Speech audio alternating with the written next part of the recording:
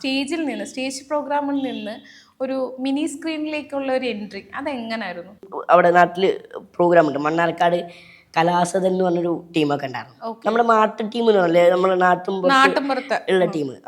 അപ്പോൾ എന്നോട് പ്രോഗ്രാം ചെയ്യുമെന്ന് ചോദിച്ചു. അപ്പോൾ ഞാൻ അതുവരെ മത്സരങ്ങൾക്കും അതേപോലെ സ്റ്റേജിൽ സിംഗിളായിട്ട് പെർഫോം ചെയ്തതാണ്. അങ്ങനെ സ്കിറ്റ് ആദ്യമായിട്ട് 7ാം ക്ലാസ് മുതലാണ് ചെയ്തു തുടങ്ങിയത് ഇവരുടെ കൂടെ. അങ്ങനെ സ്കിറ്റ് ചെയ്ത് ഇവര് +1 +2 ആ സമയത്താണ് ഞാൻ കലോത്സവത്തിൽ അറ്റൻഡ് ചെയ്ത് സ്റ്റേറ്റ് ലെവലിൽ പോയി. അപ്പോൾ ചെറിയ ഫ്ലക്സും പരിപാടിയൊക്കെ നാട്ടിൽ സ്റ്റാറായി.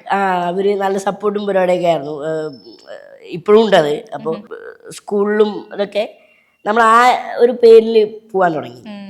കലോത്സവം വിന്നർ എന്നൊക്കെ പറഞ്ഞിട്ട് ആ ടൈറ്റിൽ സമയത്ത് അങ്ങനെ ഇപ്പോഴും അങ്ങനെയൊക്കെ ഉണ്ട്. പക്ഷെ എന്നാലും അത് ആ സമയത്ത് ഭയങ്കര കോമൺ ആയിരുന്നു. അതെ അതെ, ആ സമയത്ത് ഇതിനുള്ള വഴി അത് തന്നെ ആയിരുന്നു. ഇപ്പൊ കുറച്ചുകൂടി സോഷ്യൽ മീഡിയ ആക്റ്റീവ് പരിപാടിയാണല്ലോ. കൊല്ലത്തുള്ള ഒരു ആർട്ടിസ്റ്റ് വന്നിട്ട് നമ്മളെ സ്കിറ്റ് പെർഫോമൻസ് കണ്ടിട്ട് അവരൊരു വീഡിയോ എടുത്ത് മനോരമയിലേക്ക് അയക്കല്ല, പുള്ളി പെർഫോം ചെയ്യുന്നുണ്ട് അവിടെ.